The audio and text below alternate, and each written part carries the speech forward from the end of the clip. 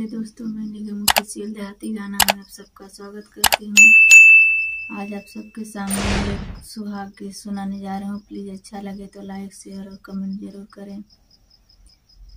सोहाग वाली नाजो से होले बड़ी गर्मी, सोहाग वाली नाजो से होले बड़ी गर्मी। टिकवा की अचल मचल पतिया की गर्मी, टिकवा की अचल मचल पतिया की गर्मी।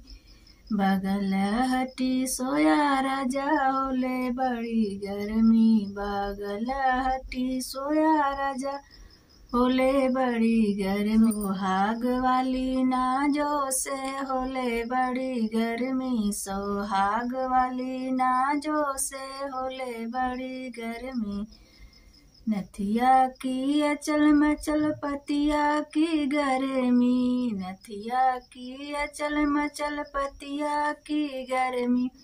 बगल हटी सोया राजा होले बड़ी गर्मी, बगल हटी सोया राजा होले बड़ी गर्मी। सोहाग वाली नाजो से होले बड़ी गर्मी, सोहाग वाली नाजो से होले बड़ी गर्मी। झुमका की अचल मचल हरवा की गर्मी, झुमका की अचल मचल हरवा की गर्मी। बगल हटी सोया राजा होले बड़ी गर्मी, बगल हटी सोया राजा होले बड़ी गर्मी, बगल हटी सोया राजा होले बड़ी गर्मी।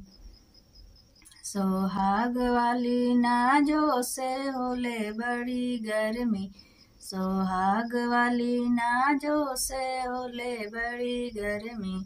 बिछुआ की अचल मचल पैजन की गर्मी, बिछुआ की अचल मचल पैजन की गर्मी। बगल हटी सोया राजा होले बड़ी गर्मी, बगल हटी सोया राजा होले बड़ी गर्मी। सोहाग वाली नाजो से होले बड़ी गर्मी, सोहाग वाली नाजो से होले बड़ी गर्मी।